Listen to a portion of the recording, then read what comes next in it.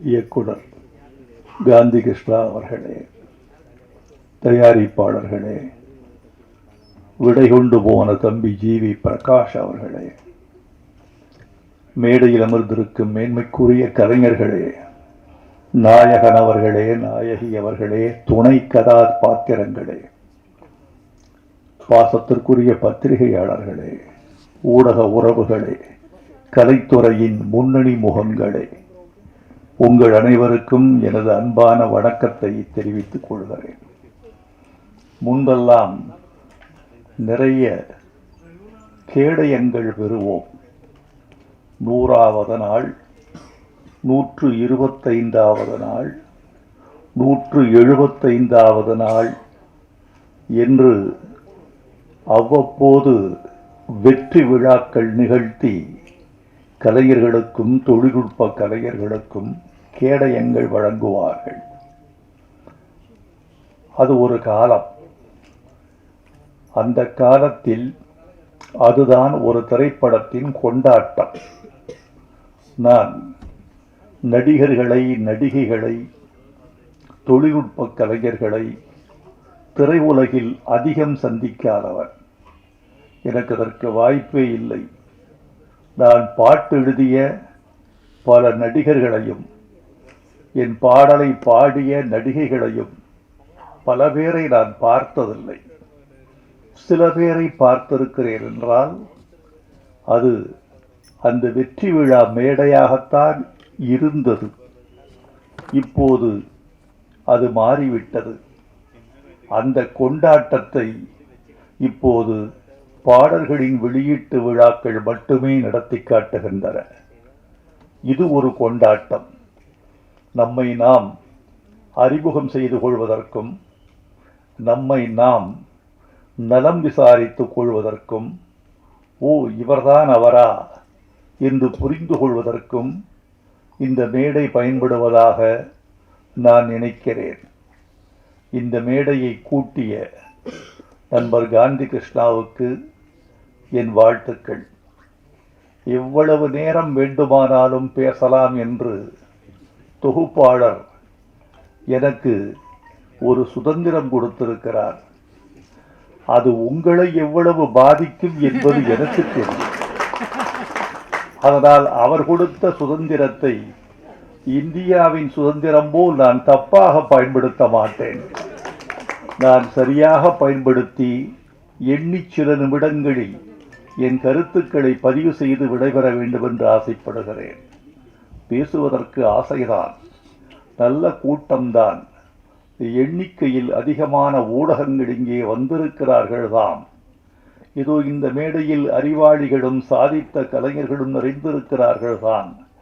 ஆனாலும் கூட சபையறிந்து நேரமறிந்து பேசுவது ஒரு நாகரிகம் என்பதை நான் அறிவேன். எண்ணி சில செய்திகளை உங்களோடு பகிர்ந்து கொள்ள விரும்புகிறேன். முதலில் நண்பர் காந்தி கிருஷ்ணா அவர்களை பற்றி.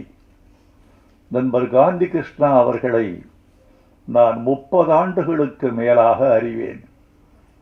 இதில் மிக முக்கியமான செய்தி, இந்த 30 ஆண்டுகளை நீங்கள் அடிக்கோடிட்டுக் கொள்ள வேண்டும்.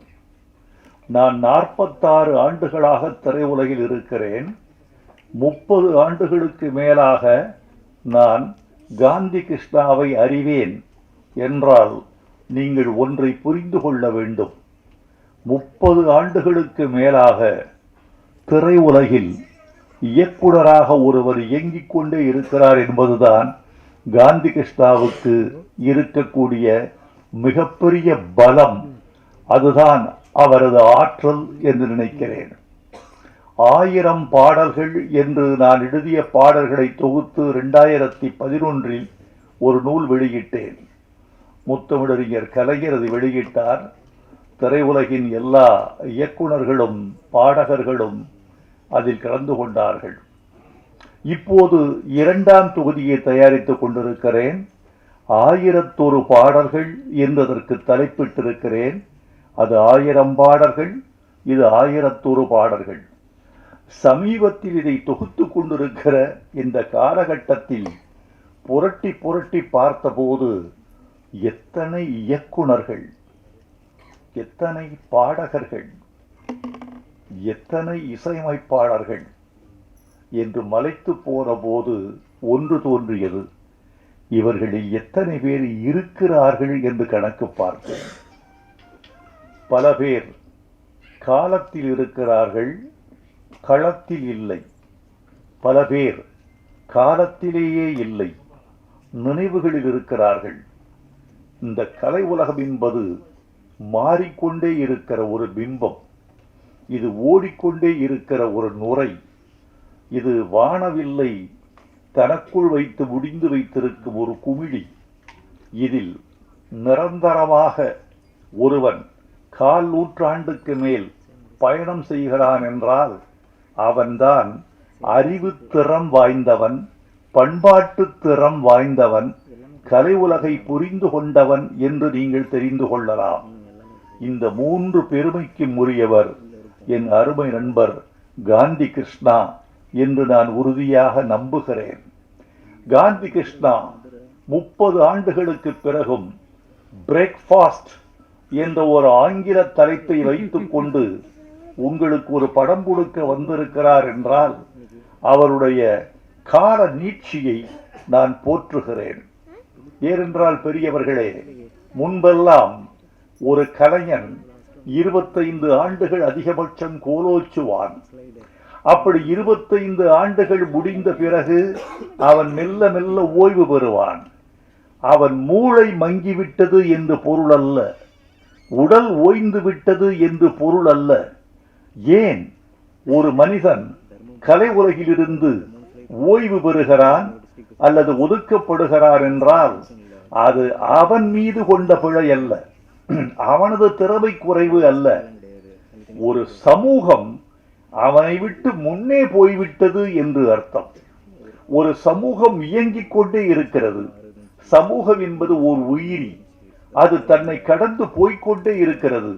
அந்த சமூகத்துக்கு பின்னால் அதன் வாளை பிடித்து கொண்டு, காலை பிடித்து கொண்டு, தோளை பிடித்து கொண்டு ஒருவன் பயணப்பட்டு கொண்டே இருக்கிற வரைக்கும் அவன் கான்டெம்பரரி என்று சொல்லக்கூடிய நிகழ்கால தன்மையில் இருக்கிறான். ஆனால் பல பேர் காலத்தை தவற விட்டு விடுகிறார்கள். காலம் மாறுகிற போது தானும் மாறிக்கொள்ளாதவனை காலம் கருணையில்லாமல் விட்டு போய்விடுகிறது. ஆனால் என் நண்பர் நம்முடைய காந்தி கிருஷ்ணா தன்னை புதுப்பித்துக் கொண்டே இருக்கிறார். அவரோடு பேசினால் நேற்றைய சம்பவங்களையும் பகிர்ந்து கொள்ளலாம், நிகழ்கால சம்பவங்களையும் பகிர்ந்து கொள்ளலாம். செயற்கை நுண்ணறிவு, ஆர்டிபிஷியல் இன்டெலிஜென்ஸ் என்று சொல்லக்கூடிய இந்த செய்யறிவு 2900 என்ன நிகழ்வுகளை காட்டும் என்ற உண்மையையும் அவர் தெரிந்து கொள்ளலாம். தன்னை புதுப்பித்துக் கொண்டே இருக்கிற மனிதர், நல்ல கலைஞர் காந்தி கிருஷ்ணா. அவர் செல்லமே என்ற படத்திலிருந்து அவரோடு நான் இருக்கிறேன், என்னோடு அவர் இருக்கிறார் என்று சொல்வதெல்லாம் பிழை. அவரோடுதான் நான் இருக்கிறேன் என்பது உண்மை. ஏனென்றால் அவர்கள் நினைத்தால் எந்த கலைஞருக்கும் வாய்ப்பு கொடுக்கலாம். ஆனால் அவரோடு நான் இருக்கிறேன் என்பதனால் என்னை அவர் பயன்படுத்தி கொண்டே இருக்கிறார் என்பதுதான் உண்மை. அவர் குறித்து ஒரு செய்தியை உங்களோடு பகிர்ந்து கொள்ள வேண்டும். இயக்குனர் சங்கர் ஒரு முறை அவரை அழைத்து கேட்டேன், உங்களோடு பணியாற்றிய நம்முடைய காந்தி கிருஷ்ணா என்னோடு பணியாற்ற வந்திருக்கிறார், அவர் குறித்து உங்கள் கருத்து என்ன என்று கேட்டேன். அப்போது சங்கர் சொன்னார், சார், அவர் அண்டர் எஸ்டிமேட் பண்ணிடாதீங்க. காந்தி கிருஷ்ணா எப்படிப்பட்டவர் என்றால் என்னை விட களத்தில் திறமைசாலி என்று எனக்கு சொல்லி அவர் பெருமையை உணர்த்தி காட்டினார் சங்கர். என்னை விட திறமைசாலி, களத்தில் பணியாற்றுவதில் வல்லவர் என்று சொன்னார்.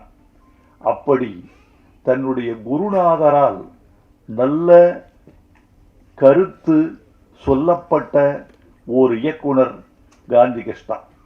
காந்தி கிருஷ்ணாவை பற்றி, இந்த படத்தை பற்றி ஒன்று சொல்லி நான் விடைபெற வேண்டும் என்று ஆசைப்படுகிறேன். இதில் அவர் கையாண்டிருக்கிற கருப்பொருள் இருக்கிறதே, பழையதாகாத கருப்பொருள். இது நேற்று வெளிவந்திருக்க வேண்டிய படம்.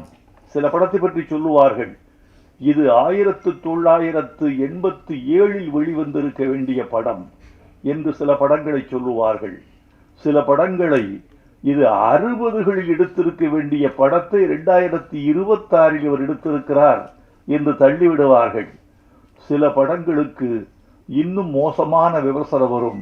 2100 எடுக்க வேண்டிய படத்தை இவர் 2026 எடுத்திருக்கிறார் என்று சில படங்கள் தள்ளப்படும். கால ஒப்புமை, ரெலவன்சி என்பது ஒரு கலைக்கு மிக முக்கியம். இந்த படத்தில் அவர் கையாண்டிருக்கிற செய்தி ஆண் பெண் உறவு குறித்தது. ஒரு ஆண் பெண்ணை புரிந்து கொள்வதும், ஒரு பெண் ஆணை புரிந்து கொள்வதும், ஆண் என்ற வர்க்கம் உள்ள வரைக்கும் பெண் என்ற வர்க்கம் உள்ள வரைக்கும் இருக்கவே செய்யும். நீங்கள் புரிந்து கொண்ட ஒரு பெண்ணை இன்னொரு பெண்ணோடு ஒப்பிட்டு புரிந்து கொள்வது ஆகாது. ஒரு ஆணை புரிந்து கொண்ட ஒரு பெண் அதே அளவுகோலை வைத்து இன்னொரு ஆணை புரிந்து கொள்ள முடியாது. கணவனை வைத்து தந்தையையோ, தந்தையை வைத்து தனையனையோ தமையனையோ ஒரு பெண் புரிந்து கொள்ள முடியாது. ஒவ்வொரு பெண்ணும் ஒரு உலகம், ஒவ்வொரு ஆணும் ஒரு உலகம். அவர்களின் ரசனைகள், அவர்களின் எண்ணங்கள், அவர்களின் போக்குகள் மாறிக்கொண்டே இருக்கும். புரிந்து கொள்ள முடியாது. ஒரு ஆண் பெண்ணை புரிந்து கொள்வதும், பெண் ஆணை புரிந்து கொள்வதும் உள்ள வரைக்கும் கலை இருக்கும், இலக்கியம் இருக்கும்.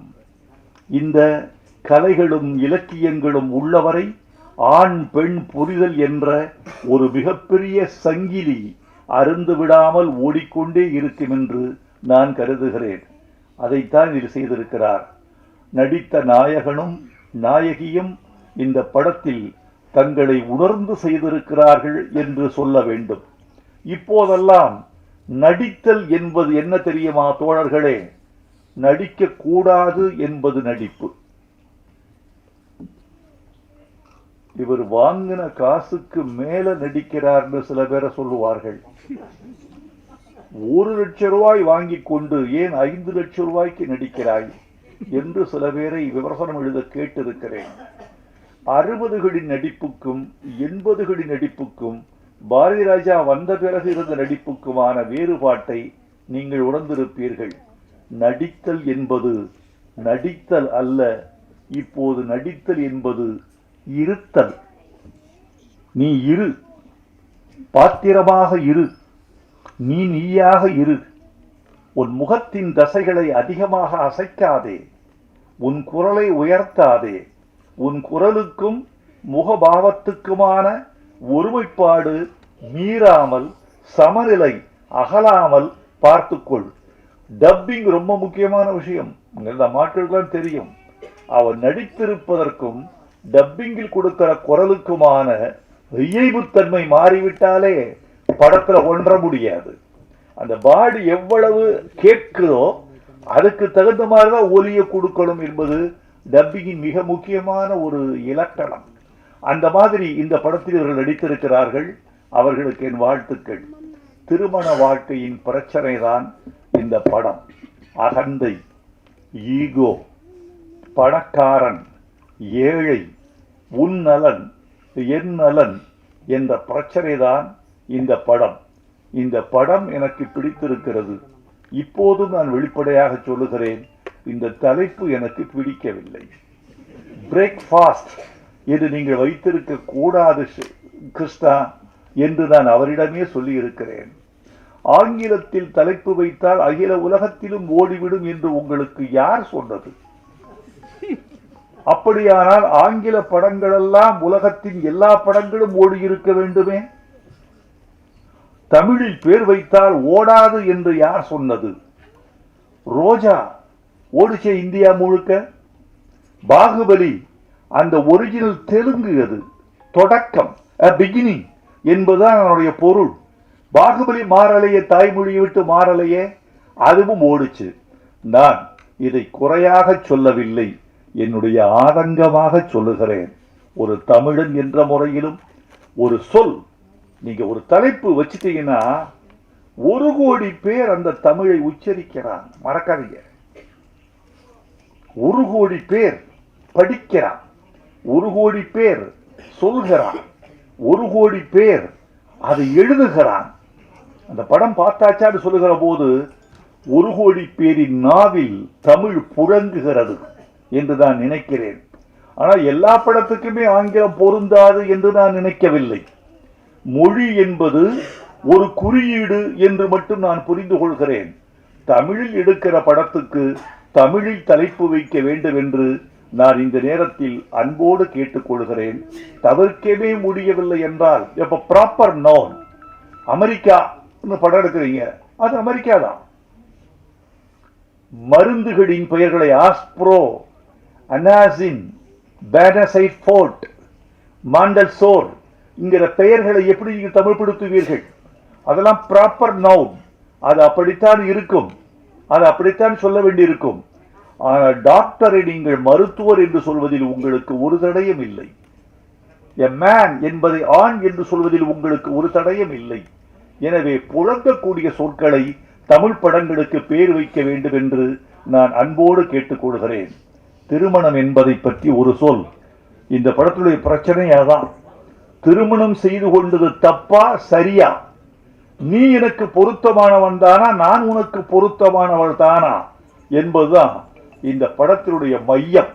திருமணம் என்பது முற்றுகையிடப்பட்ட ஒரு கோட்டை. உள்ளே இருப்பவர்கள் வெளியே வர துடிக்கிறார்கள், வெளியே உள்ளவர்கள் உள்ளே செல்ல தவிக்கிறார்கள். இதுதான் கல்யாணத்தை பற்றிய கான்செப்ட். இதுதான் இந்த படத்தில் நிகழ்ந்திருக்கிறது. ரொம்ப அழகாக கையாண்டிருக்கிறார், மிகையாக இல்லாமல் கையாண்டிருக்கிறார் காந்தி கிருஷ்ணா. காந்தி கிருஷ்ணாவிடம் இன்னும் சரக்கு இருக்கிறது, சமுதாய அக்கறை இருக்கிறது, பாத்திரங்களை வடித்தெடுக்கக்கூடிய நேர்த்தி இருக்கிறது. பாத்திரங்கள் எது மட்டும் பேசலாம் என்ற அளவீடு தெரிகிறது. எனவே காந்தி கிருஷ்ணா தொடர்ந்து படம் எடுக்க வேண்டும், தொடர்ந்து வெற்றி பெற வேண்டும் என்று நான் விரும்புகிறேன். இந்த படமும் வெற்றி பெற வேண்டும். இந்த படத்தில் நடித்தவர்கள் புகழ் வர வேண்டும். தயாரிப்பாளர், எங்களை நம்பி முதலீடு செய்திருக்கிறீர்கள், உங்களுக்கு நாங்கள் நன்றி தெரிவித்துக் கொள்கிறோம். ஒரு தயாரிப்பாளர் கிடைப்பது என்பது அவ்வளவு எளிதான விஷயம் அல்ல. இன்றைக்கு சினிமா உலகில் தயாரிப்பாளர்கள் இல்லாமல் எத்தனை நடிகர்கள், எத்தனை கதைகள், எத்தனை இயக்குனர்கள் காத்திருக்கிறார்கள் என்ற விவரம் உங்களை விட எங்களுக்கு அதிகம் தெரியும். ஒரு தயாரிப்பாளர் தான் இன்னைக்கு கர்த்தா. பணம் போட்டு நம்பி வெற்றியை சந்திக்கவும் தோல்வியை ஏற்றுக்கொள்ளவும் ஒரு தயாரிப்பாளர் தயாராக இருக்கிறார். அவருக்கு எங்கள் நன்றியை தெரிவித்துக் கொள்கிறேன். இந்த படத்தில் நீங்கள் வெற்றி பெற வேண்டும். தொட்டது துலங்கட்டும், காந்தி கிருஷ்ணா வெல்லட்டும். என் தம்பி ஜிவி பிரகாஷ் இசையமைத்திருக்கிறார். ஜிவி பிரகாஷ் ஒரு நல்ல நல்ல தம்பி. நான் திரையுலகில் ஆச்சரியப்படுவேன். எவன் ஒருவன் தொலைபேசி அடிக்கிற போது 3 மணி ஒலிப்பதற்குள் தொலைபேசியை எடுத்து தன் பெயரை சொல்கிறானோ அவன் வளர்வான்.